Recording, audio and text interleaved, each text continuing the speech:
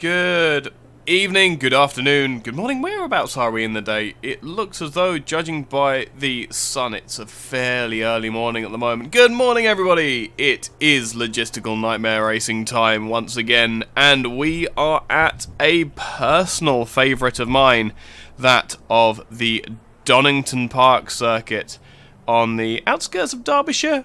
Kind of, it's just next to the M1 and off the A50.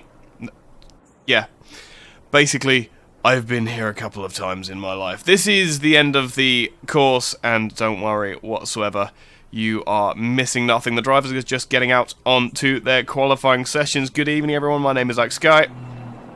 I will be taking you through proceedings this evening, as it is in the comm box. You can see over in the background, the cars are all parked for the spectators, the drivers are out on track, and the main event is absolutely in effect. Sean Stridham is one of the earlier drivers out on track and has lots of work to do in this qualifying session. Donington Park are very unique proposition for the drivers here. Almost smooth enough to be a Formula 1 circuit. Had a lot of work put into it over the years to try and make it as smooth as possible to achieve that F1, that Grade 1T status that is required by the FIA. But unfortunately never quite got there, and so has ended up with a very safe paddock area. A very well executed and well marshalled circuit, my friend is. Fun enough, one of the marshals there. And a very good racetrack with a lot of character, except for perhaps the last sector here where Mr. Stridham is going through at the moment, added on to the existing national circuit to make the track long enough to be considered for a Formula 1 track. Absmeyer crosses the line in the 90 Aston Martin and goes fastest with a 1:26.6. Not exactly slow out of gates for the Aston Martin driver.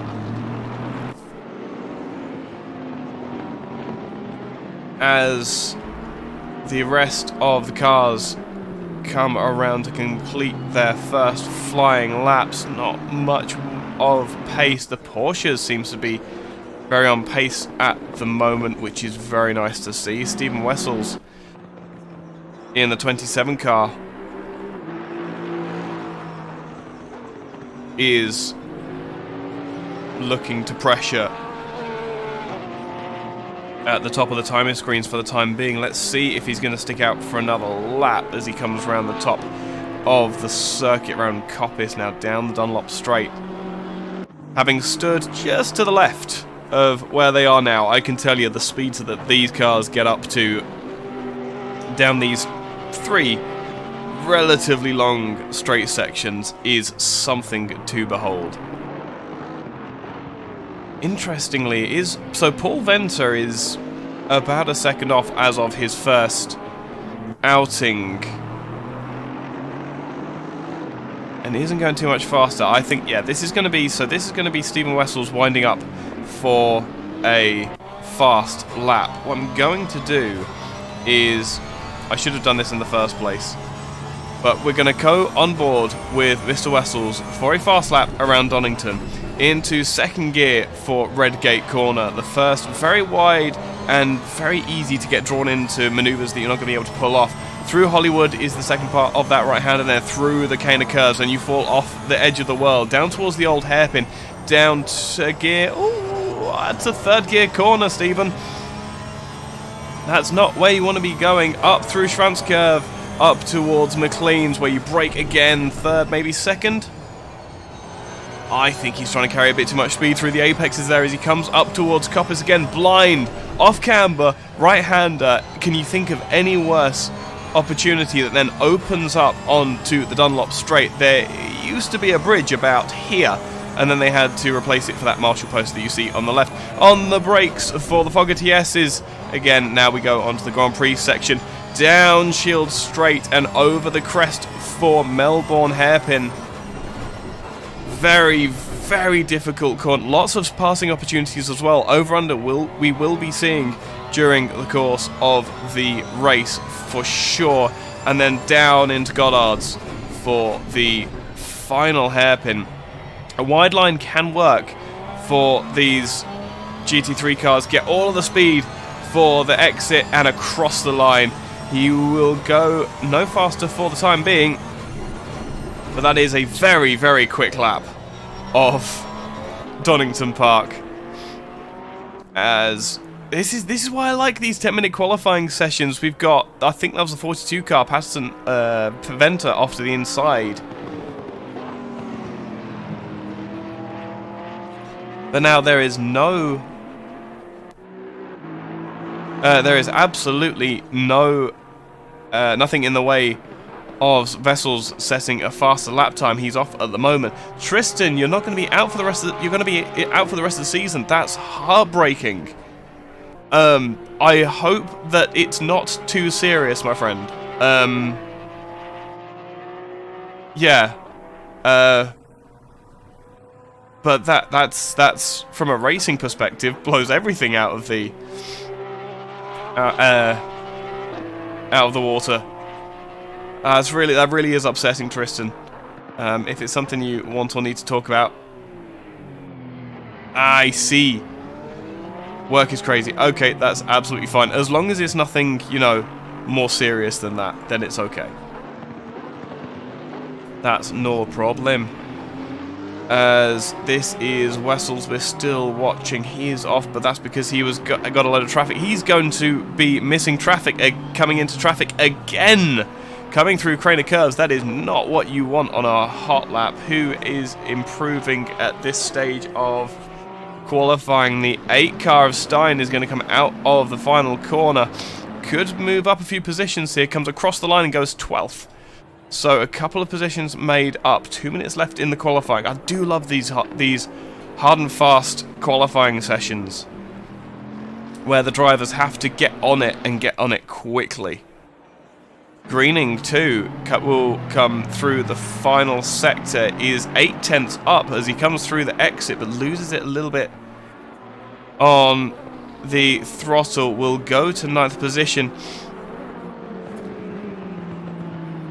Yeah, man. Well, you can probably hear in my voice, I'm still not quite right. I have about a pint of very, very warm blackcurrant mixed with honey to try and keep my voice in the best condition that it can possibly be. But hey, I sound manly today. Everything is good. This doesn't happen very often. Make the most of the external shot down here at Melbourne, because my goodness, we're gonna see so many positions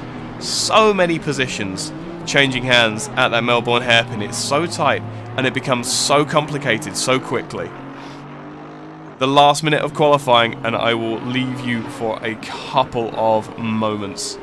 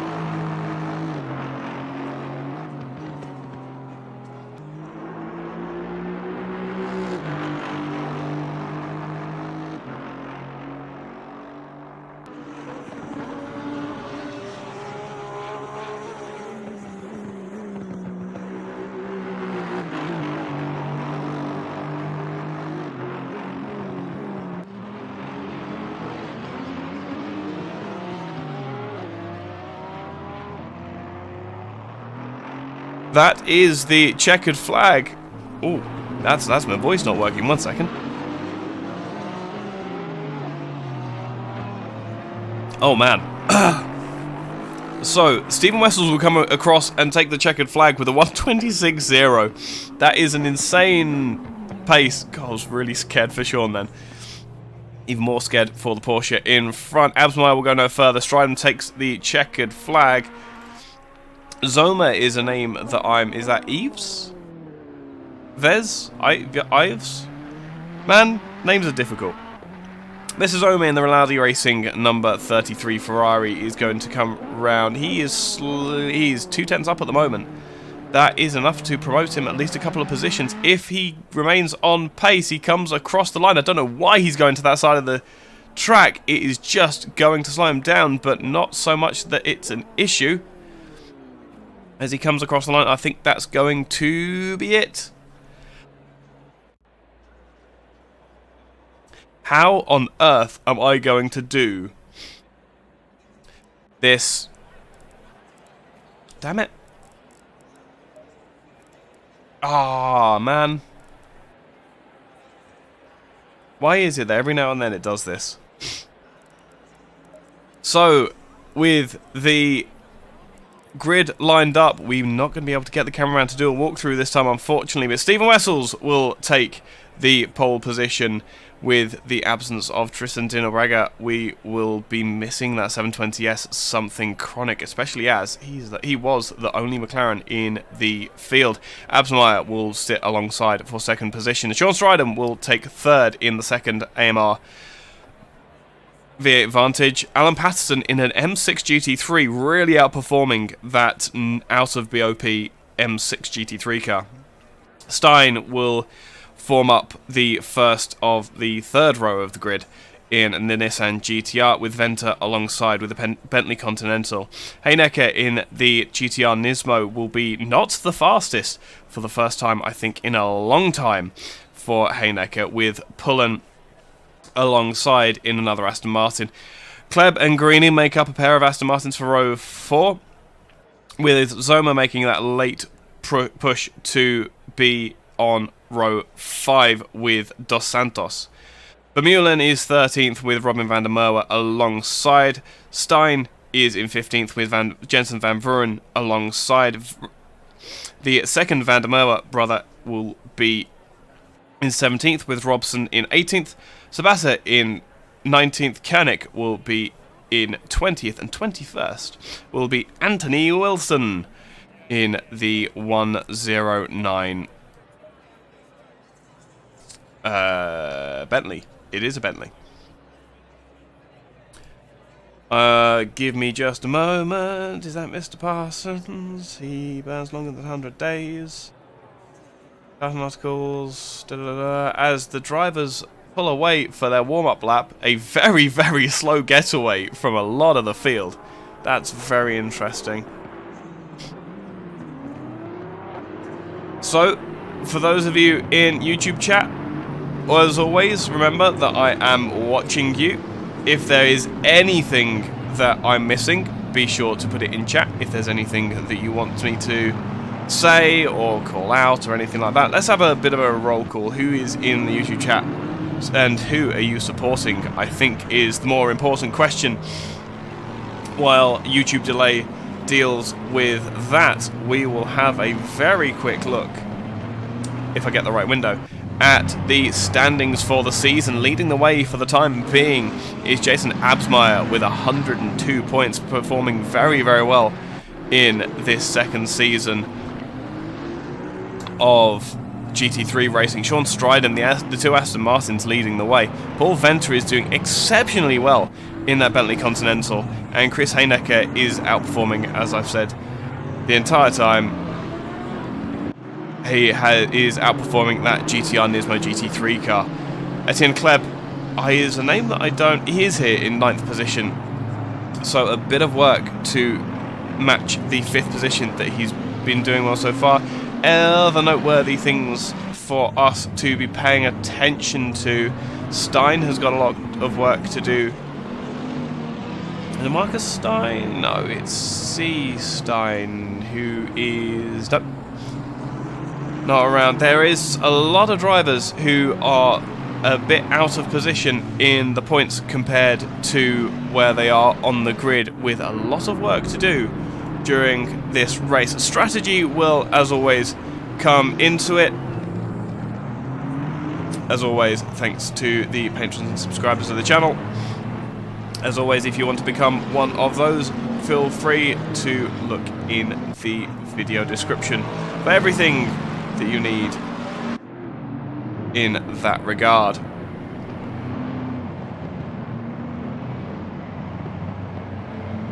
So, roll call, here we go. Kyle, with the greatest respect, mate, I am not going to pronounce that surname. Vessels and Zoba in the Porsche and Ferrari Stridem. Herbie is another name that we're seeing. The Nissan boys, yeah, absolutely. Nissan's going to need all the help they can get in this particular session. Not a very good circuit for the for those particular cars. Let's go to the head of the field. We wait for the segment to go green. They come across the line, and the Porsche gets away better than the Aston Martin as they come down towards turn 1. It's all very clean, as we have come to expect. 3 wide with a Nissan GTR just off of your camera. Very, very slow. A little bit of bumping and barging for the 15, but all is fair in love and war. Everybody gets out of turn 1 absolutely beautifully, as once again we have come to expect from Logistical Nightmare. However, I did see some grass flying. Don't think they're so...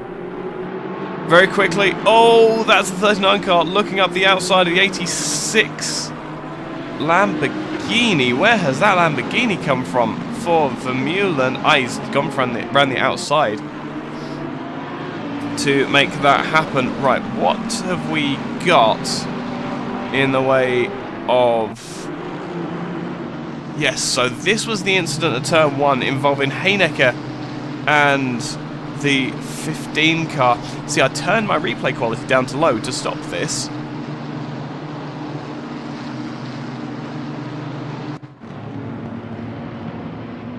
I love the 06 with the flames painted onto the rear bumper. That's absolutely excellent. And there's also been an incident while we're looking at this replay.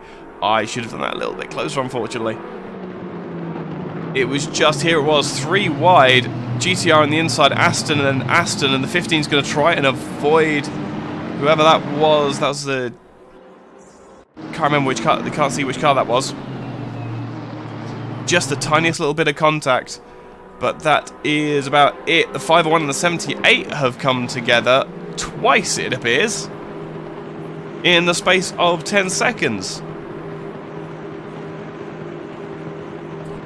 Yeah, apparently this was supposed to stop the lagging.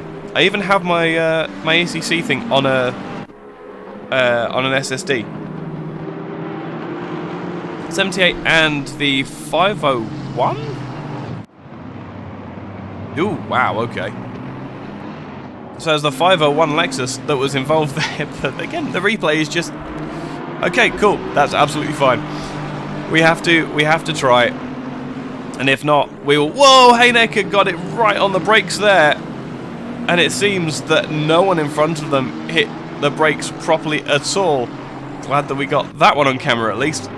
Really is difficult to keep track of all of the action going on in these early laps. Vermeulen looking up the inside of Stein. Bentley v Bentley.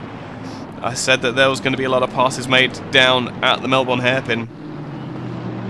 That was a fairly easily given and taken one. I think Absmeyer, oh, he's got some heat in those tyres now. Look at the pace of the Aston Martin compared to the 27 Porsche. It's not going to happen down here.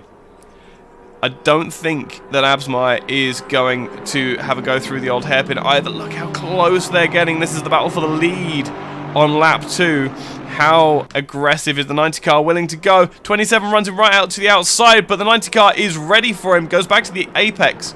Is going to go right to the outside. Try to get the cap back underneath. Up towards Coppice. Corner. Coppice is another track entirely. Gets it parked on the apex. Go there by to that particular cone. And now Stridham looking to pressure the Porsche as well. But now the Porsche has the draft of the Aston Martin in front to hopefully make it happen. But the Aston Martin goes up the inside. And that was absolutely all she wrote. The only hope that the 27 car has now is that he can hold on to the back of those two Aston Martins. He goes down the inside. Didn't see that happening at all. Nope, not in the slightest. That is second place taken back by Stephen Wessels, who says that this Porsche is slow as the 394 tries to take a different line to try and get the overspeed on the exit. Across the line they come for the second time. And the Porsche looking like they are a little bit more at home at this particular circuit than anywhere else. Robin van der Moer up behind the Aston Martin of Etienne Kleb is looking as though they're closing in. That gap was a little bit bigger earlier down the bottom of the field, however. It's the Herbie car. The team heaped together on the brakes. It looks as though that Bentley in front of Wilson is not quite behaving as well as it might do.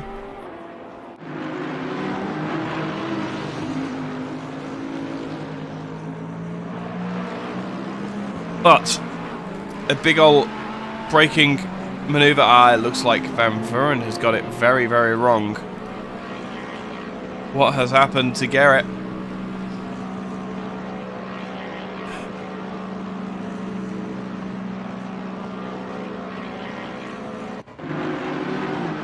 Coming up towards McLean's is going to get on the curbs. He's going to get on the curbs. Yep, you never want to do that, especially in a Ferrari up at McLean's. So very difficult. But now that battle over what was the leader of the race potentially going to lose to second. Oh, into the pits. We've got pit callers. We have pit call of Etienne Kleb, Jacques Vermeulen dropping into the pits very, very quickly. This is... Oh, Etienne Kleb gets a 5-second penalty. Let me have a look at race control. 501 has got avoidable contact. Sorry. The 78 has been given 5-second penalty due to the avoidable contact with car 501. Fortunately was given that penalty before they got into the pit box. So, lots and lots of... Oh, what's happened to Sabata? What has happened to that 0-1 Ferrari?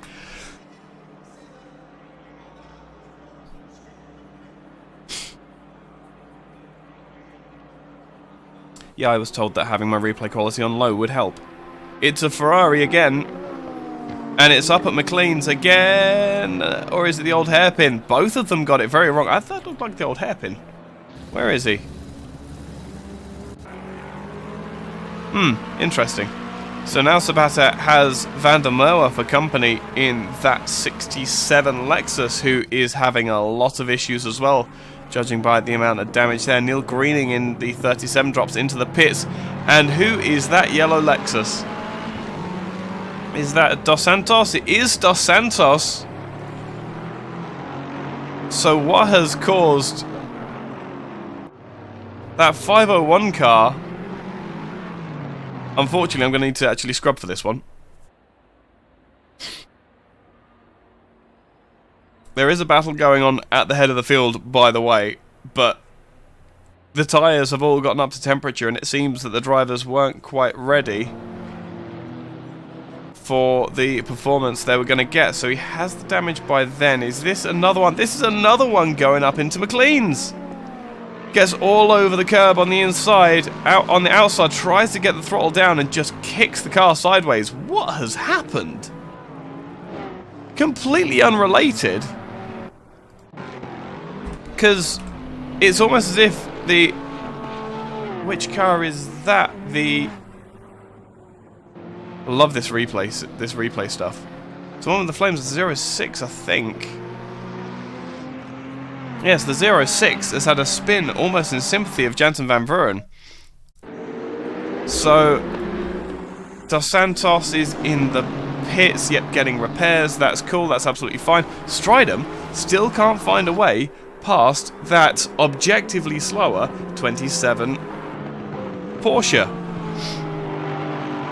Just in case you wanted a visible demonstration of just how fast Wessels is on his day.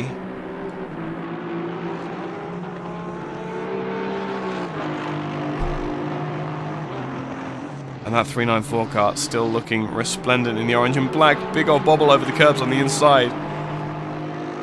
But the Aston is a lot happier with dealing with those curbs than we've seen the Ferraris being tonight.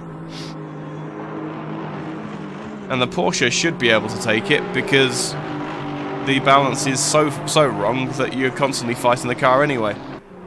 These three cars it's not teammates, so it's Patterson versus Venter.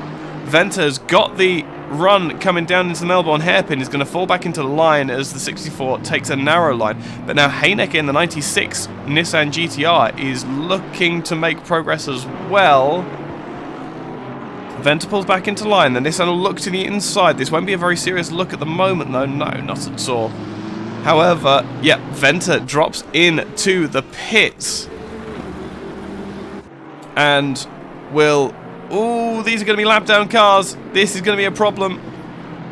Yeah, big problem for Patterson, being put well off by the Lexus who was rejoining. That's a free pass for Heineke, saying thank you very much in that Datsun. Van der Merwe, meanwhile, up behind the Ferrari is Zomer. Here we go. I said that it was unwise to go through side by side down the crane curves, but here we have it. Lamborghini just giving up the chase on this particular occasion. Oh, and that's the 0-1 off on the inside as well.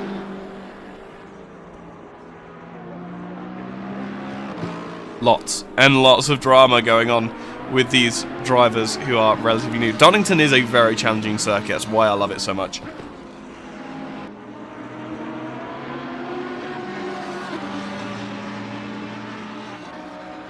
It is the Van der Merwe brothers on the charge and trying to get up towards the head of the field, although I feel like the challenge of Johannes is slipping away from Etienne Kleb in the 78 car.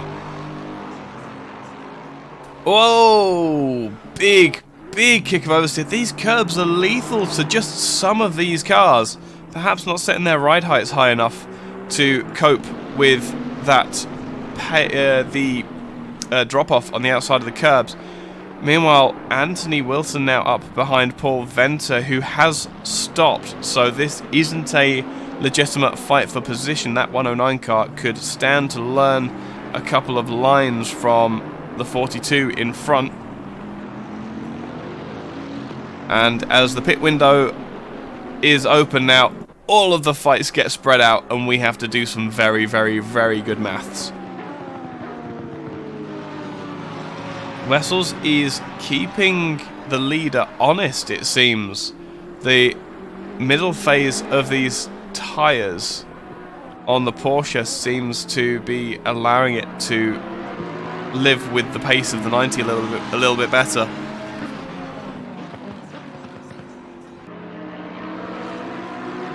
I do think that a lot of the drivers are starting to work out that perhaps pitting earlier rather than later is the better way to go. Lapped traffic coming up in front of this battle. This could be an enormous battle or an even bigger accident, depending on how it goes. On the brakes into Melbourne.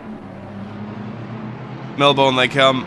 And on the exit, 86 seems to have a bit of understeer. Can't quite get the power down. The Lexus needs to ideally vacate the racing line ever so slightly. But this isn't bad for the Ferrari, having the draft to drag him down the straights. Into Redgate. And out again, line astern they come, and now the Lamborghini is going to have to start trying to put some pressure on that Ferrari, see if he can force him into a mistake. Not sure of the history of Zoma. I know that Sean is most likely still in YouTube chat. Is he a more known quantity to yourself than me?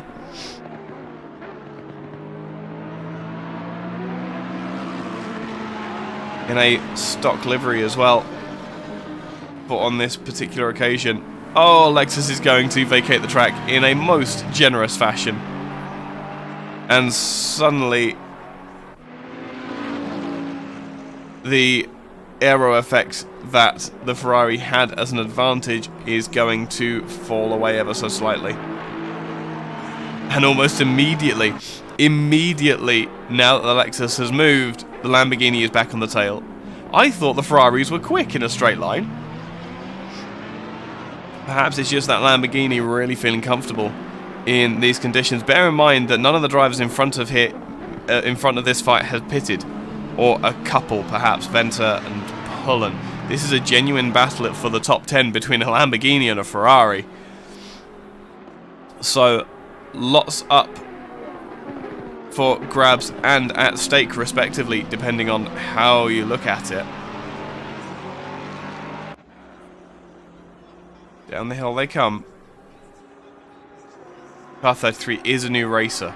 Okay, so he is a bit of an unknown quantity. That is going to change how Robin van der Merwe might be attacking that Ferrari in front. Give him a bit more space, give him a little bit more.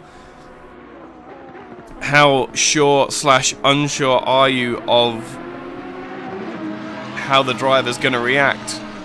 You can imagine it might be worth dropping into the pits as Stewarding Cat jumps onto my lap, in case you heard that. Into Fogarty S's they go again. This was where the 86 got a massive overspeed on the Ferrari before, but it looks as though the Ferraris got a little bit more sensible handling. Wessels from second position into the pits will drop down. Actually, where will he drop down? He hasn't moved as yet. As the 86 drops in as well. The man that we are looking for is Mr. Paul Venter in the 42 car. This is the mark that we have at the moment. Why do sim racers love cats? Oh, no, no, I love animals. I love all animals. Where is the Porsche? The Porsche hasn't left the pits yet. Stephen Wessels is rolling now, but has lost second position to the 42.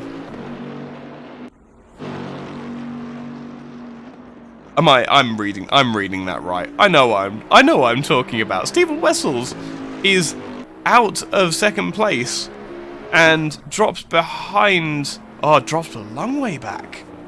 So is that perhaps he has pitted for tyres? That podium fight was so on for the 27 car. Has he taken tyres as well? Tyres aren't mandatory, if I remember correctly. So that must be by choice. He was concerned about the wear on this track, that they weren't going to last the 50 minutes at the pace at which he was running. That's really unfortunate to lose so much in the pit stops. Jacques Vermeulen in the 39 Deadman Racing team.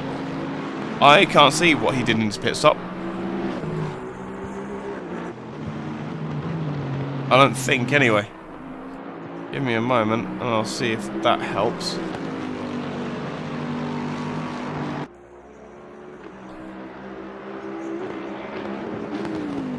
It could be a mistake. It could be that he's put a full fuel tank in or something like that. Although that's still a lot of... We'll have to try and speak to him after the race to see what was the cause of that extra long stop. Claire looking up the inside of the 86 car. Robin van der Merwe into the pits and back out again. Will lose a position to the 78, and suddenly the head of the field will begin to unravel and the true podium will become apparent, should we say. I don't think Strident made a mistake. I don't think... Let me have a look. Let me have a quick look. Oh my goodness, what is...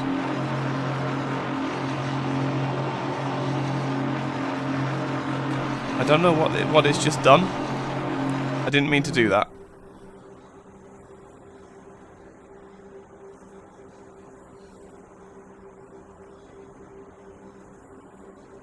Ooh.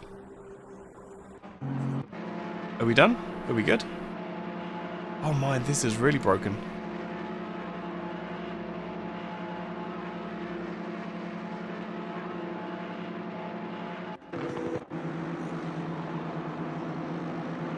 Something is very broken now. Oh dear.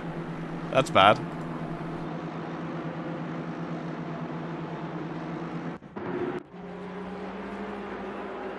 Oh, something is very, very broken. Oh dear.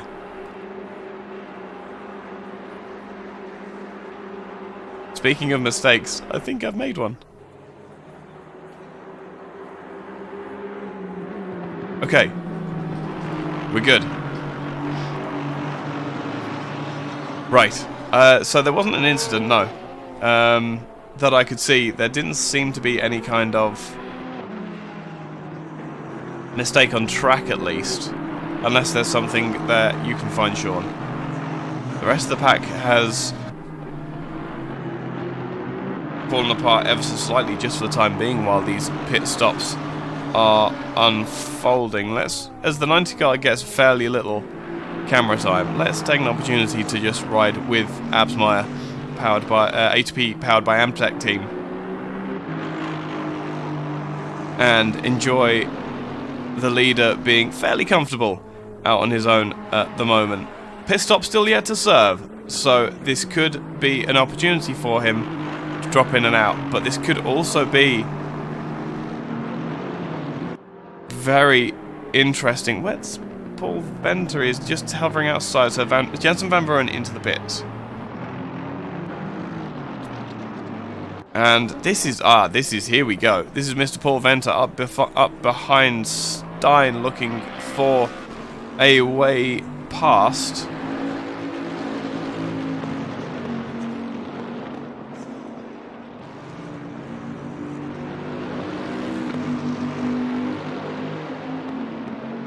I'm pretty sure he has already made a pass on Stein here. So the 42 car, here we go. There's no point in blocking. Charles Stein has got very little to offer in the way of defense against the 42 car. And that is all she wrote. Melbourne hairpin, man. Just unbelievable.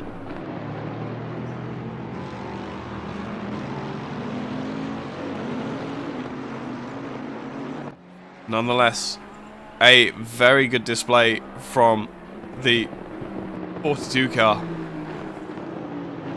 On this particular track, Stein closing up under braking, but that's nothing to be concerned about. Big twitch of oversteer.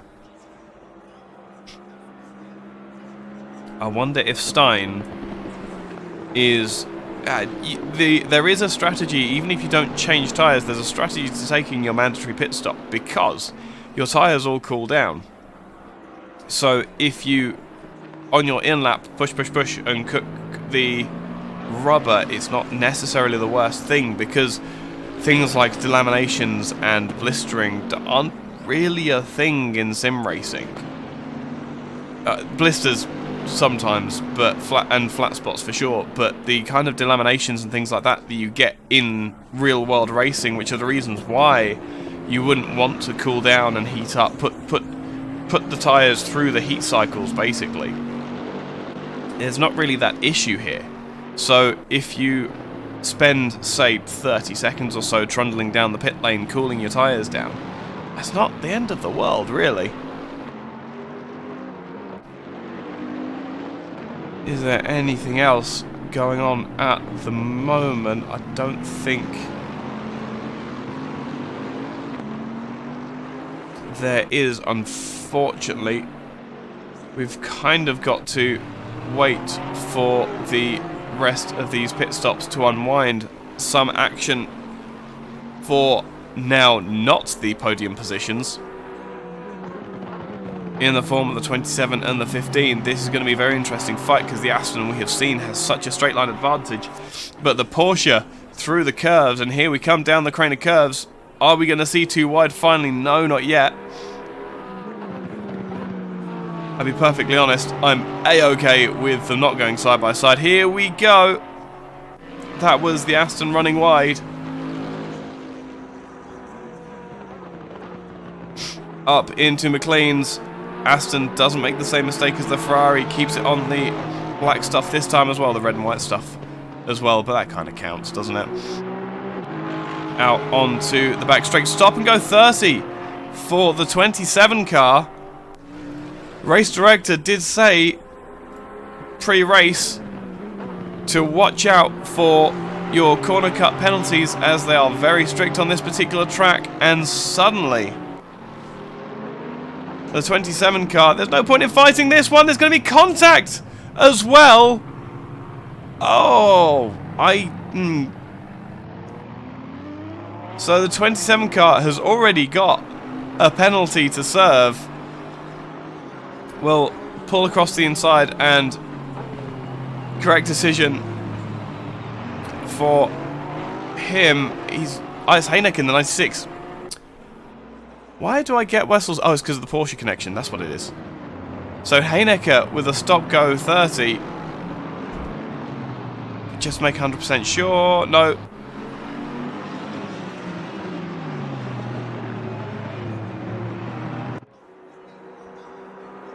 The race director is typing. We will see if there is a decision applied to that incident between the Porsche and the Aston Martin.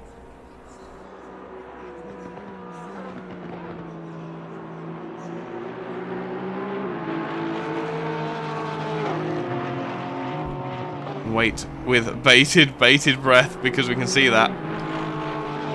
As always, the most horrifying thing, is there any other drivers further down that have yet to make their... There aren't any, no. It's just those in the top 7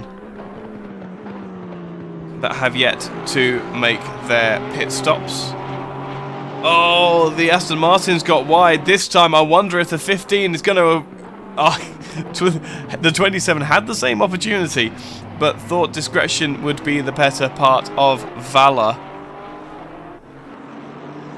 Perhaps not sticking his nose in quite so vehemently this time. This time the 15 outbrakes himself and hands the position to the 27 car.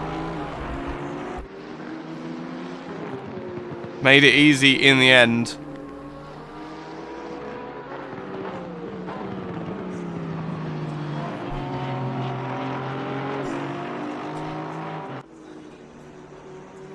And so the car that was running in second position, I mean, how much further? This could be a podium for Paul Venter. I think. Let me do some. So Zoma, I don't think Zoma has enough of a deficit, a lead over Venter. Not at all. Zoma is going to fall by the wayside. Patterson, I believe, is going to fall by the wayside in that 42 car as well, but we did see them battling earlier on. No, it's absolutely going to fall. This could be a second position for Paul Venter. Depending on how Stridham and Absmeyer, how far ahead they are. Here we go, Patterson into the pits. The man of the moment is that 42 Bentley, who is going to easily pass the 42 in the pits. Wave to the BMW from the Bentley, and that is currently third position for the 42 car. This could be a massive event for the 42 Bentley.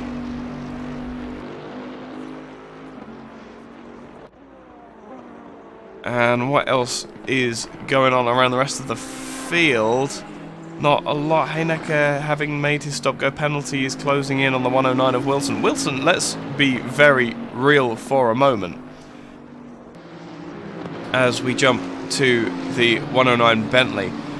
Anthony Wilson, I think we'll say by his own admission, is not the fastest driver, but my goodness, he has made some incredible positions by being consistent and just plodding around and letting people make mistakes and fall off by the side of the road. About to fall by the wayside of the 96 GTR, but the GTR has to make that position. Anthony Wilson could block. Nah, he won't. Stridham comes out of the pits and Venter is nowhere to be found. It will be a third position, I dare say. But he is closing in on that 33 Ferrari as well. That is a lot of pace.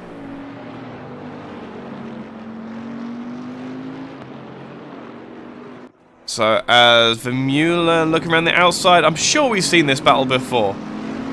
Tries to go around the outside of the 8 car. 8 car parks it where he has every right to. Thankfully it was a switchback which allowed the 39 to stay inside. And into Melbourne hairpin they will come and go, securing that 12th position for Jacques Vermeulen.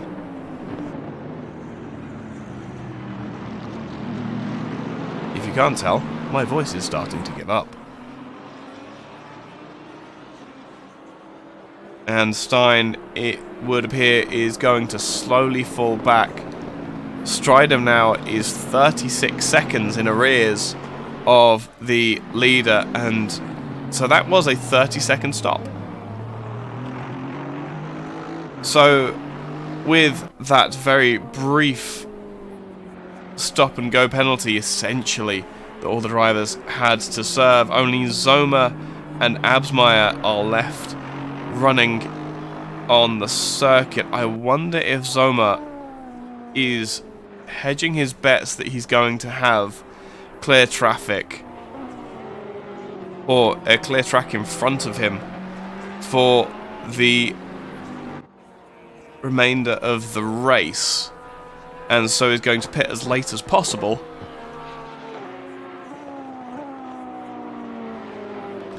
Oh, that was a big... He's being very, very brave running over those curbs. Having seen what has happened to the other Ferraris tonight, I am questioning the bravery of that 33 car.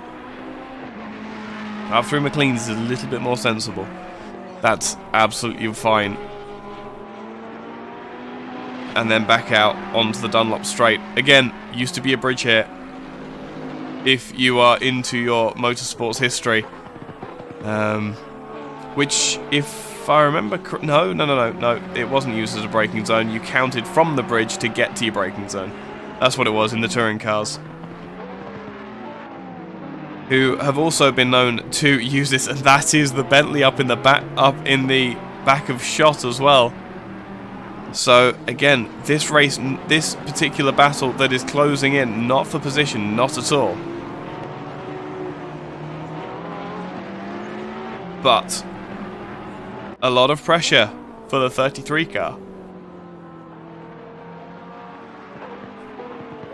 As he runs across pit in, we see a lot of the touring cars do that as well.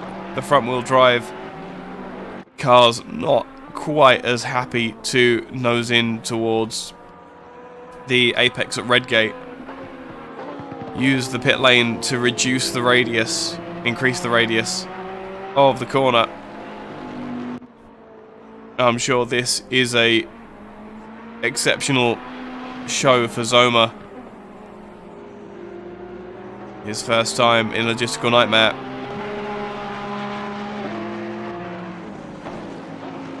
But lots of pressure about to be applied. Paul Venter now under 3 seconds. As they come onto the Dunlop chicane. Meanwhile, the 27 car, Stefan Wessels, who has had a bit of a nightmare up until this point. Now under a second to the 353 Nissan. This should be cut and dry. This should be cut and dry, but there's absolutely no such thing as cut and dry in GT3 racing.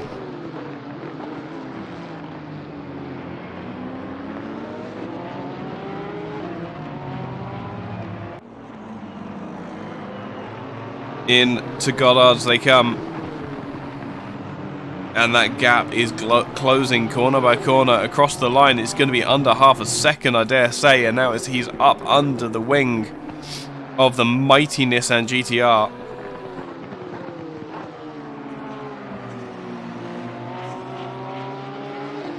Van der Merwe, meanwhile, is putting a lot of pressure on Patterson as well. I'm keeping eyes on that, don't you worry. A couple of battles around for the time being. Meanwhile, Mr. Venter has got it to under 2.5 seconds now. Awesome. Awesome action. 27 looks to the inside of the 353. Not going to happen here. Definitely not going to happen up into Coppice. But Coppice is where you get the car set up. 27 stays so much tighter. Can get the throttle down so much quicker. Has to choose a side at some point. He's going to choose the inside, but can't. The Nissan GTR is just too quick in a straight line. 27 can't make it happen. Can he get the traction down on the exit? Not quite. Into the Melbourne hairpin they come. The 353 goes defensive to try and cover off any kind of dive from the 27. But the attack isn't going to come for the moment. Defensive again into Goddard's for the final turn. And, oh, big kick of oversteer for the 27. As they come across the line, this battle is going to run, I feel. The strengths of the GTR are the exact opposite of the Lambo versus BMW. Yeah, that battle was...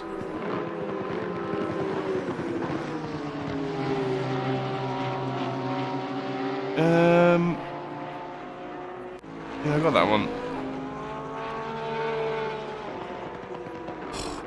764 is going to just give space to the 27, just, but that's going to be, that's unfortunate. That was the 764, not quite giving enough space to the Porsche. But this is how it goes. Van der Merwe, let's ride up. I've not actually done this before. How does that Huracan sound? Sounds like an Audi.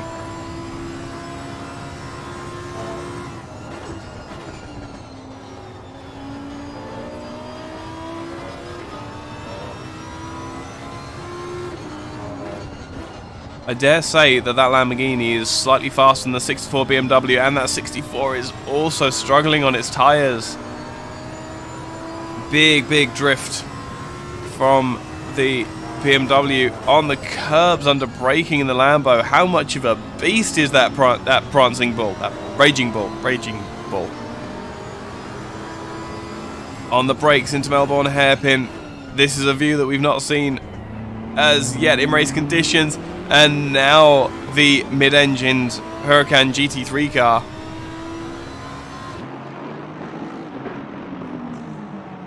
Has the advantage for whatever reason, given the circumstances. 64 cuts across the nose, taking a really odd line.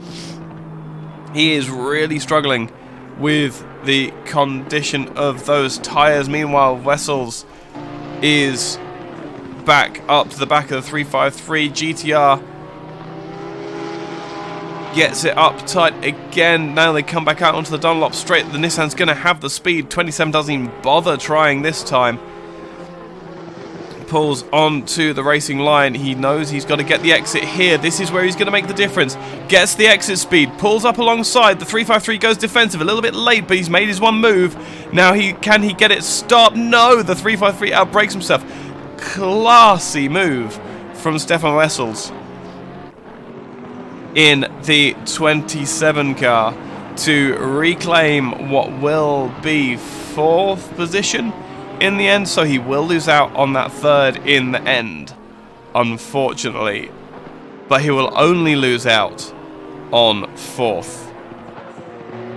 Heinecker up behind Koenig in the Herbie car. I don't know why I'm having real issues with remembering Herbie. Now this is the battle that we've just seen reversed as Absmeyer into the pits as well. Not quite as interesting, I dare say, for the outcome of the race, as it should be fairly cut and dry where that Aston Martin leaves. But there's every opportunity for things to go wrong. Speaking of things to go wrong, Heinecker on the back of the Porsche. Porsche goes defensive. The 96 had the overspeed, but had to check up because the Porsche was so slow through the apex because it was taking the defensive line. Nissan has the straight line speed. This is where it can make a difference. Koenig into the S's and out again. 96 again has a brilliant bit of drive. Goes to the inside. 38 car pushes him to the inside. Centre of the road. Entirely allowed to do that. 96 has to get on the brakes a little bit sooner. 38 went wide to try and get the throttle down to get a bit of an undercut done, but it's not going to happen. That GTR is just too fast in a straight line. And that is about all we have for battles at the moment. And my poor voice is, I believe, about to give up, just in case you can't hear that. Are there any gaps that are coming down? Greening, perhaps. Our 33 car and 37 car, perhaps. Whoa! Nissan GTR got a massive kick there. Heinecker is still pushing. The gap to the car ahead might be 24 seconds, but he is still trying his hardest to make that position. Every second counts when you've had an evening like that, and every position can count as well. Yes, poor Venter is up to 3rd and driving like an absolute angel in the old Boatley. Screw it. I'm going to have a very quick rest of my voice, and y'all can appreciate the interior shots of the Bentley GT3 car. And breathe.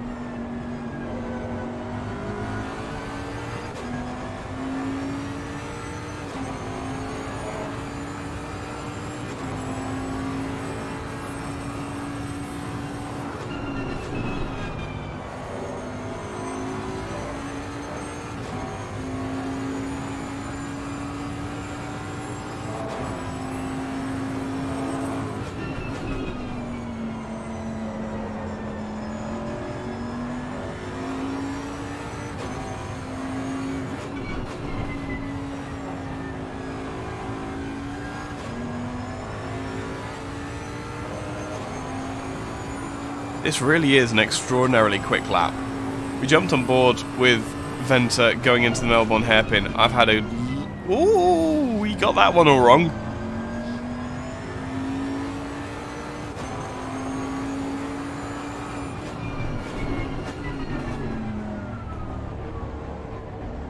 Plenty of kudos coming in for Mr. Paul Venter in the YouTube chat. Always good to see the support from everybody. That Neil Greening, Neil Greening, he is closing in on the 33 car of Zoma. As a Bentley goes off in the background. Which car was that? That was Anthony Wilson taking a very, very different route through Coppice. 37 Aston Martin is making tracks towards the back. I think there's only one Bentley. I know there's two. I really would love to see more of the Mercedes GT3 Evos. Yeah, I have a feeling. Oh, okay. Is there two Bentleys? Huh. Yeah, no, any of the cars previous to 2018 in ACC are trash. I know. I have spoken many times of my love affair for the 650S and how poorly it's treated by the ACC physics engine. Kunos, fix your game. Please update the older cars to have some semblance of raceability in the modern day. Because if you can't do it in sim racing, what's the point? Like, where else are you going to do it?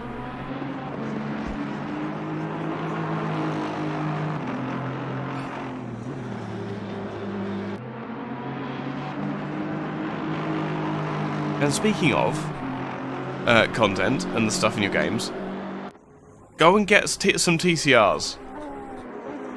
Because we need some front-wheel drive multi-classing between either GT4 or GT3. Could you imagine running around with Seat Leons trying to negotiate this track as well? Oh, it'd be incredible. The pit window closes. No penalties will be handed out as all of our drivers have done their due diligence and pitted where they need to. Neil Greening's charge towards the 33 car in a potential 8th position seems to have dwindled ever so slightly, and he's now starting to fall back. Perhaps he was pushing that Aston a little bit too hard in the dying stages of the race. I dare say that's a big old slide. Actually, let's see what the attitude of that Aston Martin is at the moment, coming through crane of curves. Lots of understeer, as is normally the case through this awful complex of corners if you're a tyre engineer. If you're a driver, car 39, Arthur Mullen, has the 2015 car. Well, that explains the pace difference. Why is he in the 2015 car? I shall ask him. That's a really odd one. Robson, meanwhile, Robson in the 764, up behind the Herbie car I just saw on my split times. The Melbourne hairpin was not the scene of the overtake. Might we see an overtake into Goddard's? The Nissan GTR is close enough with 3 minutes to go. 38 gets on the brakes on the defensive in the middle of the road, but that is not going to help him. The 764, 764 has to check up something chronic to get across, or to not make contact. They come across the line 0.3 of a second, but it goes down to 2 by the time they get into Redgate. Round Hollywood they come, and down towards the crane of curves. The GTR has every opportunity on the grass as well. How desperate is the 764 to get past Koenig?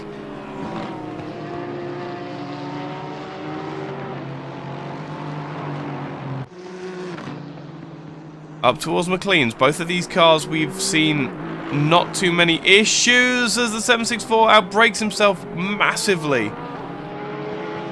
Slightly more speed than he was expecting, I dare say, for Mr. Robson. And not able to capitalise on the performance at the moment. The Lexus that is behind is a lap down and not in this fight at all. However, that yellow Lexus is very well turned out, I will say.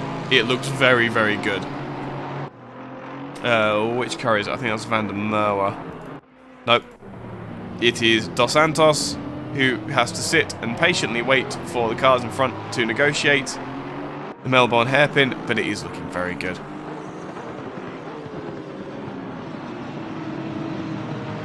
Yes, that Porsche is pretty damn good looking. Porsches generally are pretty damn good looking, I've got to be honest.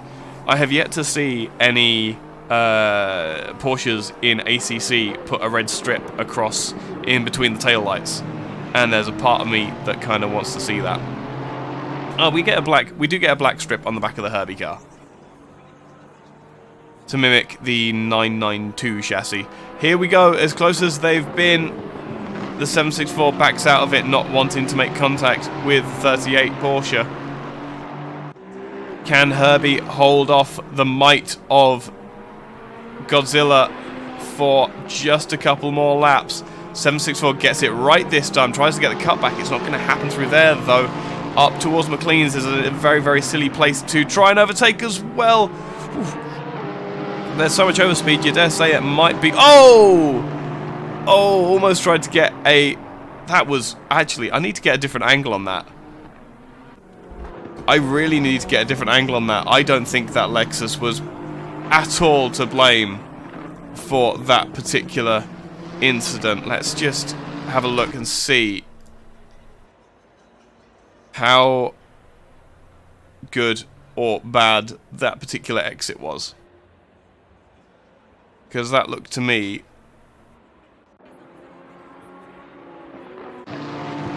Here we go. So let's jump to the interior cam. Where does he start counter steering? There. Tries to get down again and counter steer. And yeah, there was just so little speed. The Lexus was probably expecting him to be a lot quicker than that. Simple as you like for the 764. The charge is halted yet again. It's only 4 seconds that he lost. That may well be the end of the attack, though. However, Absmeyer hasn't finished. Absmeyer has not finished the race, and he is driving very slowly. Is he okay? Is this drama for the 90 car? Has he not got enough fuel? Oh, could this be Absmeyer throwing the win away? The 394 car goes past. This is Sean Striderman's one. This is second for the 42 car. And the Aston Martin, the number 90 Aston Martin, retires from the lead of the race on the final lap. What a story. And Alan Patterson is... That looks like he has lost a position to the Ferrari and is trying to fight back. What a turn of events for the 90 Aston Martin. This is going to go down in some kind of record book. I don't know where or why.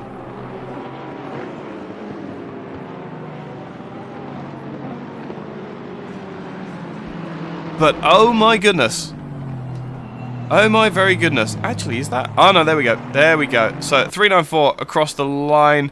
Sean Stridham will take the win in a dramatic turn of events on the final lap of the race. The Lamborghini, I believe, of Van der Merwe might not have had enough fuel to go any further than he did.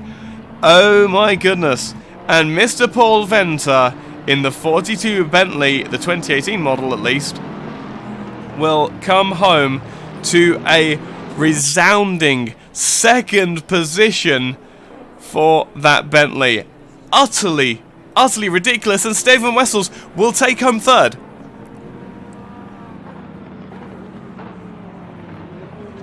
The 27 car comes home in third position after all looked lost for so long. Marcus Stein will come home in fourth. Desmond Pullen will come home in 15th. Etienne Kleb in that wonderfully turned out 78 Aston Martin will come home in 6th position. Zoma will come home in 7th. Neil Greening will concede the position for 8th and 9th, and the Neil Greening will be there. Patterson will be 9th.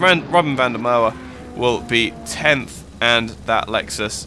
Oh, the BMW ran out of fuel as well and was being pushed by the Ferrari. Senior race director, what is your position on teammates pushing each other across the line? I wonder. Oh my goodness. So, the final standings will be, because I can do this. The final standings, with the exception of Sabata, who will be cut off the end of here. Let me just get this up. It's so nice to have someone do this in the background for you normally, but you know. At least I know that this particular one isn't, this particular timetable isn't going to disappear. Ah, there we go. So, let me get one more thing. A little bit of a perspective across turn 1 and down the Craner curves. Unfortunately, I won't be able to do anything any more clever with the drone footage, but that will do! First and leading the way across the line then will be Sean Stridham in the 394 Aston Martin. Paul Venter in the 42 will come home second. Stefan Wessels will round out the podium.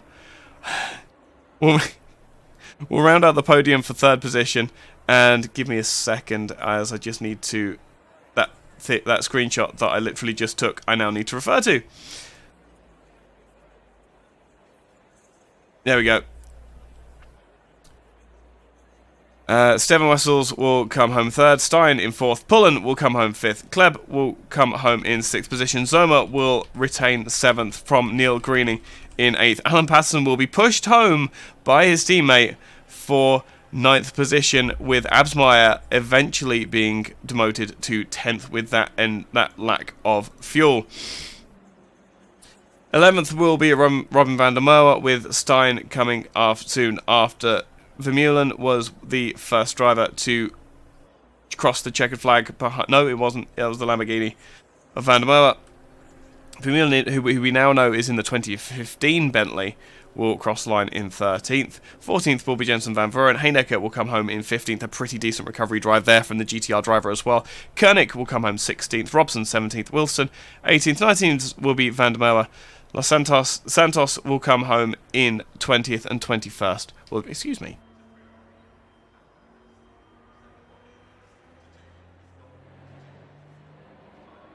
I was doing a nice picture thing here. There we go. We'll come home finally in 20th and 21st. Right. Do we have anybody who wishes to come and talk to me? There is! Funnily enough, there's lots of people who want to come and talk to me. First things first, I'm going to drag in our winner for round 3, a certain Mr. Sean Stridham. I don't know if I deserved that. That was a bit shocking, to be honest. How do I put this? Any win, as long as you didn't take anybody out, is a win that is deserved. Especially in a series as competitive as this one. I would agree. Yes, yeah. It was just a little bit strange, because yes, obviously Jason was well in the lead. We actually had one of my teammates, Robin van der Merwe, behind him just as I started the last lap, and next one Robin said over the chat, "Hey, Jason thinks the race is over." No. I said, "No, man, there's still a lap to go. I could see there's still a lap to go." And I think it was by turn 3 I even saw Jason running wide off the track. And then I'm like, but now it's still showing for like 3, 4, 5 laps after that. It still showed that I was in second. And I said, no, man, the race is finished. And then the next moment it popped up saying I'm in first. I'm like, okay, I'm not going to complain about it. I'll probably take it. Now I have a theory. I have a theory that might make him look a little bit less like a fool. I think he ran out of fuel. Apparently, as per we were really quickly chatting about it in the L&R chat, he did run out of fuel. As soon as he crossed the start-finish line to start the last lap, he was on 0.0. What a mistake! What a mistake to make. Yeah. Now, there's plenty of rumors also going about that beforehand. Some drivers saw me in the pits walking up to Jason's car. Apparently, I did something with his fuel. I just saying there's no proof. If there's no video footage or someone took a foot, I wasn't close to his car. That's all I'm saying. No. Unfortunately, I don't think that's possible in ACC. Yes, but oh my goodness, Mr. Sean Stridham, race winner for Logistical Nightmare rules. For Logistical Nightmare. Sorry, I'm reading the Discord chat as well. Good grief. Yes. Oh, well done. I mean, let me like say the thing that I normally say when drivers luck into positions and things like that. You really fought for what was going to be a second position. Yes. So you absolutely had put all of the work in, and you genuinely had fought tooth and nail and pulled. One moment, sorry, I'm still not quite well yet. Yeah. You put in all the work, and you were looking at a second, and essentially you lucked in up one position. It just so happened that one position that you got you first. That's true. And sorry, I don't want to change the subject. I'm reading here. It's confirmed. Jason had enough fuel. He just thought the race was done. He thought the race was over. Oh, whoa, okay. Okay. Yeah, that's really unfortunate, Jason. But at least he's giving some other drivers a chance to win at this stage. I'm sure he will come back really strong next week. Well, the pace was so high that even with him retiring and you being your pace was so high as well. He only fell as far as 10th. Yes, no. Jason did have the upper hand. I think even with 2 laps to go, obviously as a driver, you do keep your eye on what lap times does the drivers around you do. I was running 127.3, it's good pace for me, but Jason was still running in at 126, which is insane. Yeah. So obviously you get to a point where you're like, okay, let's just dial it back. Don't lose control of the car. You're in second, just bring it home type of thing. And and I'll say Lady Luck had it for me this time. Yeah, 100%. Now I'm going to speak to another man in a moment who I think might be even more excited than you. I believe so. Sean, thank you very much for coming into the combox and to chat to me. The highest congratulations and oh man, what a race! What a race! Thank you so much. You have a lovely evening, my friend, and I will see you next week. Same for you. Cheers, guys. Cheers. Next into the combox, he's sent me a message. Okay, fine. It wasn't. That was. There we go. Right. Okay. Next into the combox, we need to drag a certain Mr. Paul Venter, who you just got second, dude, in a Bentley. At my worst track on this game. Is it your worst track anymore? Yeah, it's still my worst track. I was tonight just lucky. The strategy paid off. I didn't change tires, and it seems a lot of the guys changed tires. And then, Jason ran out of fuel. I just almost ran out of fuel. No, Jason didn't run out of fuel. Oh. He thought the race had finished. No, I know. Oh no! I know. Oh man. Oh jeez! I thought he ran out of fuel. No, you see, yeah. No, like running out of fuel, like that's understandable. I think Alan had Yes, he had help running out of fuel. Alan had help. Alan had help across the line. Like there's no getting away from that. Yeah. Yeah. Who's RTA Donkey? I can't remember. That is what's his name? Stefan Vessel. Ah, so the man I will speak to in a moment. Cool. That's absolutely fine. Yes. I can't add nicknames to people anymore. Good grief. And Nico Princess, very quickly. Oh, she's the team manager for Stephen Koenig's team. Sweet. I'll drag them both in at the same time. Cool. That's absolutely fine then. Yes. So second in a Bentley. Yeah. Not so boatly apparently. Yeah, no, it's not my favorite track. Essa, my coach will tell you, this is my Achilles heel, this track, the way it's built. So happy with the second. I was hoping for damage control to just get a top 5. So second was great. And then, yeah, I crossed the finish line with 0.2 liters of fuel. Thought I'll do a donut, and it was empty. That was as far as you got. You got half a donut. Well, I'm sure. That's it. I'm sure there's a drink in your very near future, Paul. Most certainly. Absolutely exemplary driving today. You got quite a bit of camera time. Not at all, because you've recently joined my team. No, but it was excellent watching the 42 run round tonight. Did you catch Heineke almost murdering me? I might have actually. Because I want to go see that. Yeah. I think I did actually. Yeah, I think I did. No, I think it was lap 2 where he lost it or he outbraked himself, I think. Yes, he went straight through the middle of you. That was mental. That was the start of the race. That seems like hours ago, man. That seems like hours ago. I've had a voice break and all sorts since then. No, also, well, let me go do that, drag the rest of the crew in here, and then let me jump on the stream and watch some awesome stuff. That's wicked. I only ever speak your praises. I'm sure you're more than aware. Paul, as always, a pleasure to speak to you, and I will catch you in a bit, mate. Have fun. Awesome. Thanks, Vad. Cheers. Definitely not last, and definitely not least, we will drag the third position, the final of our podium finishers, a certain Mr. Stefan Wessels, into the combox. How's it been? I'm sorry. I was hoping you were going to say something more than that. How are you doing, my friend? I just need to get your audio volume right, because I'm pretty sure I haven't spoken to you for a while. Yeah, we spoke at the first race, and since then, been having some pit stop dramas. Yeah, man. No, it's all right. All good. I didn't have pit stop dramas. I had life dramas. That was way more fun. But Yeah. This was a very difficult race for you. That Porsche didn't seem to be... It seemed to be quick, but not in traffic. You seem to have a lot of trouble keeping with the Aston Martins.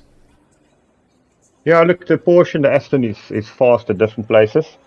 So, and it took me a while to get into my rhythm. I eventually got into my rhythm behind Absmai once he overtook me. And once I could get a gap between Freedom and Absmai, like I was in the middle of the 2 seconds in front of me, 2 seconds behind me type of thing. I started finding some rhythm and running some very good lap times. I think the lap time I did there is still the fastest lap of the race. And then I got a puncture. So, oh, you're kidding. Yeah. Ah. Yep. Then I got it. So then I had to pit and change tires, which meant I was back in the traffic, of course, and from there I had to race.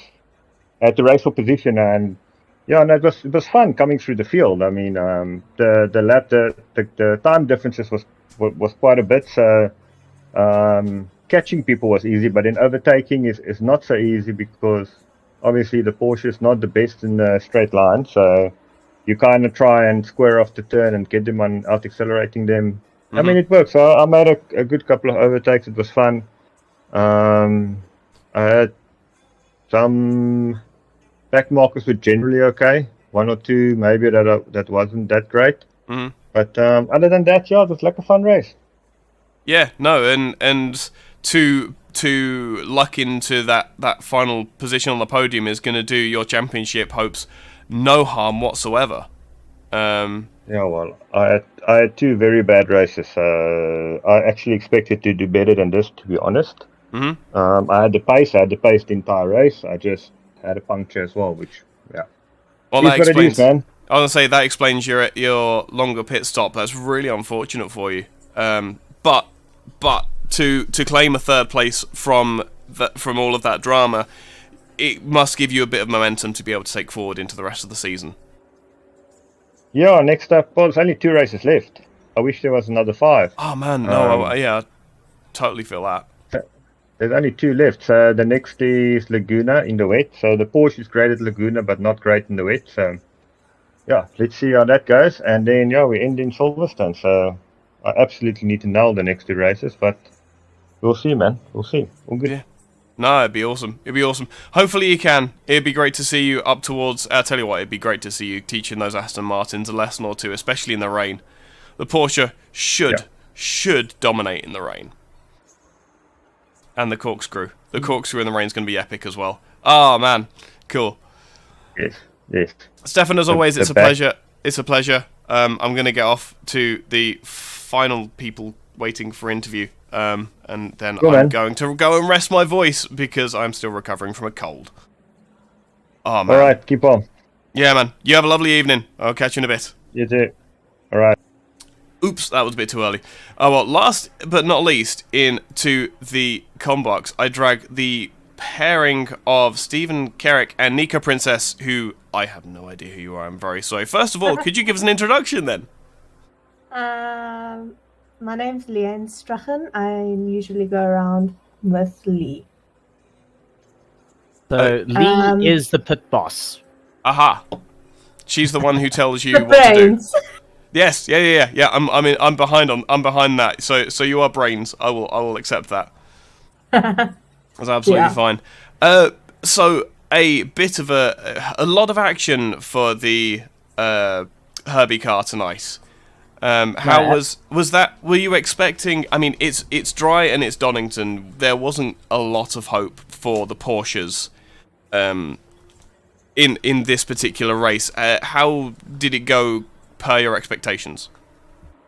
Well, I didn't get as much practice as I wanted to, or even refine the setup.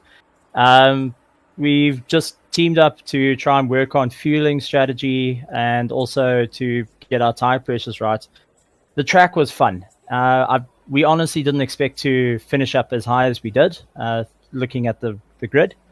But it was a fantastic run, having not only 1, but up to 4 great dices from the beginning of the race right the way through, and properly nail-biting right to the end was always a bit of fun. And with Lee in my ears telling me, driver 0.9 behind, drive. Okay, you got a bit of a gap, try cool the brakes down. It was definitely a huge amount of fun, and the talent out there, unrivaled, unmatched, that's for certain. Yeah, 100%. Leanne, is my commentary of any use whatsoever to you being sat on the pit box? Well, I also have the stream up every time we are racing, so it helps quite a lot. Okay, So, cool. like, if we miss there was a race that went on tonight where the guy went off track. So it's like, okay, you're going into the replay. Let me watch that, see what actually happened, relay that information back to Koenig, and give him all the information he needs. That's awesome. That's awesome. It's all about taking every advantage you can possibly get, and I'm sure having the opportunity and the option of being able to have that second pair of eyes on a race must take a lot of pressure off of you, Stephen. No, it definitely takes a bit of pressure off, and Lee doesn't just watch the races. She actually does active calculations behind the scenes. Yeah. Fuel calculations, tire calculations, time calculations, even when we need to pit with multiple strategies. So, it was getting told, okay, pit now, go now, accelerate, cool down the brakes. It really does make a difference. And honestly, if there's anyone that doesn't feel like actually racing or doesn't feel very confident in it, I think it's a role that many teams would be more than happy to have, is the second pair of eyes, or the brains behind the drivers, because, well, let's be honest, our brains are in our right foot that's pushing the pedal down. Yeah, 100%. I'm totally with you. But being stuck on the pit wall is not a glamorous job, but it's a vital one in real world racing, and it is 100% a more difficult job than being out on the track. You'll have to forgive me. I've still got a bit of a voice, but usually I have the two drivers. Luckily this week it was only Steven racing. Normally it's Janneman as well. Yeah. So I'm doing the calculations for both of them and using each other how to best strategize for the race together. Yeah, so how it's a rare opportunity that we have someone who is behind the scenes able to come and have a chat with us. So if you don't mind, I'll make the most of it just for a second. And Stephen, when you're like when Leland's done, just give us like how what she's doing affects you in like the particular instance. So yeah, give us an idea very quickly of for example tonight when they were doing their warm up laps and when they come to the green flag, what is your general attitude towards the drivers? Obviously it's just Stephen tonight, but on a more average evening. Usually it's look out for both drivers at the same time and see which one is obviously further ahead and try focus a little more attention on them and use the slower driver as like a buffer to help both of them propel further into the race. Right. So you get a very quick hierarchy of the number one driver and the number two driver in that particular race, and that will switch as they change positions relative to each other. Yeah, I try to keep as much attention as I can on both of them, but also focus, like if it's a faster track, focus on the faster driver. If it's a medium-paced track, focus attention completely on both of them, give them both the go-aheads when they need it. Fuel calculations as they are driving, when to pit compared to the rest of the grid. That's astonishing. That is so much work.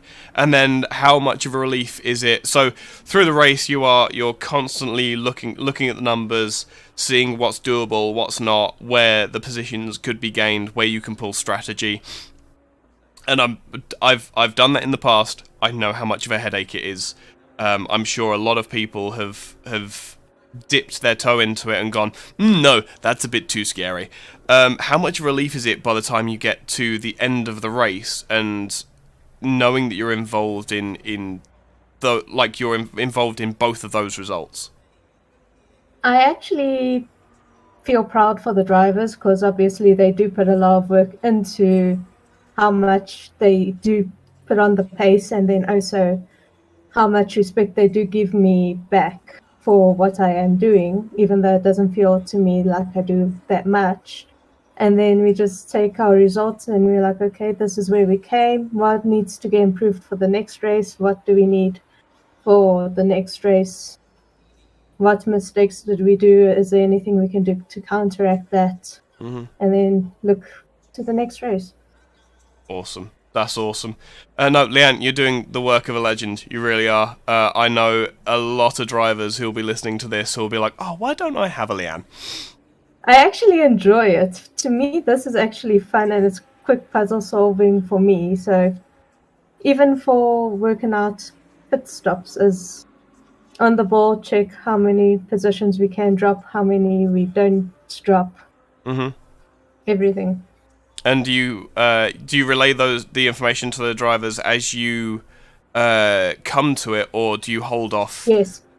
So it's a constant flow of information for them. Yes, for both of them. That's awesome. If there's one driver, if there's three drivers, constant flow of information. That's absolutely They need incredible. the information as much as I take the information. Yeah, of course. No, I totally agree with you. It's just a lot of work. That is a lot of work for someone to... Well, bear in mind that if you look to Formula One, they have several race And whole crew doing it.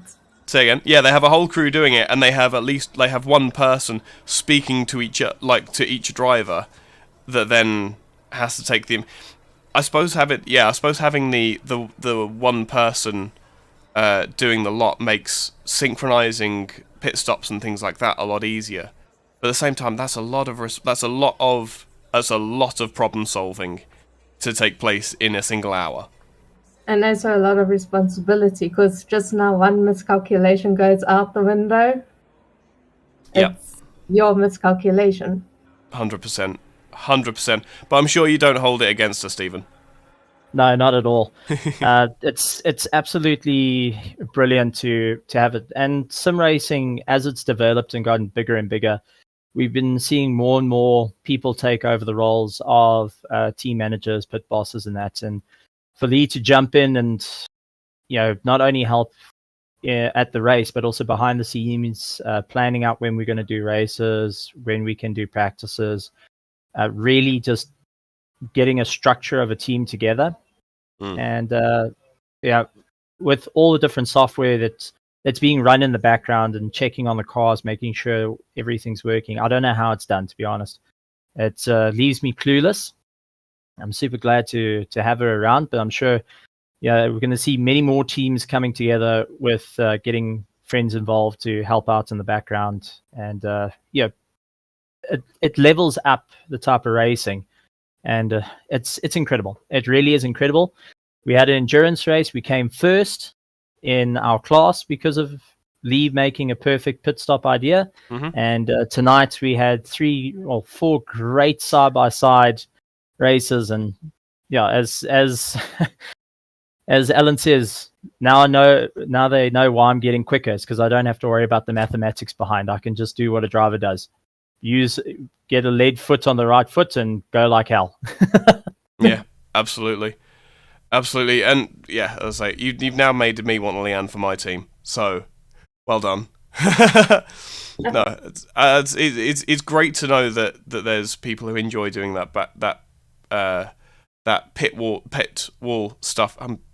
I'm losing my words now, so I'm going to run away very shortly. But Leanne, you're doing a great job. You really are doing a brilliant job, and it's awesome to have you in the combox for the first time. Thank you. It was great to be here. Right, you both have a lovely evening between you, and hopefully I'll speak to you next week. Oh, that's a definite, and hopefully my teammates back and won't leave me alone, all in the wet at Laguna Seca. But hopefully. It's going to be fun. Thank you very much. Thank you very much for your commentary, and also thank you to everyone watching and supporting the Logistical Nightmare GT3 Championship. And all I can say is I'm really looking forward to season 3. I won't lie. Yeah, I don't think you're alone in that. I really don't think you're alone in that at all. Guys, it's lovely to speak to you as always, and we'll catch you next week. And with ACC crashing in the background, it only leaves me. Unfortunately, I need to kind of do this a little bit messily, but we have the server updated, which means that we can give you standings, and unfortunately it is on a black screen. Sean Stridham still leads the championship, but with a shock of running out of forgetting that there was a final lap to be served in the race, will have his lead diminished to a single point, and going to Laguna Seca, there's a lot of pressure riding on the shoulders of that number 90 driver. Jason Absmeyer is the driver putting the pressure on in second position, but Paul Venter has pushed up to third position in that Bentley, splitting the Aston Martin conquest of the podium so far. What can Paul Venter do? What can the Porsches do? And will Sean Stridham be able to defend that championship lead as we go next to the west coast of America and Laguna Seca in the rain? A very, very good evening to you all, and I will see you next time. Good night.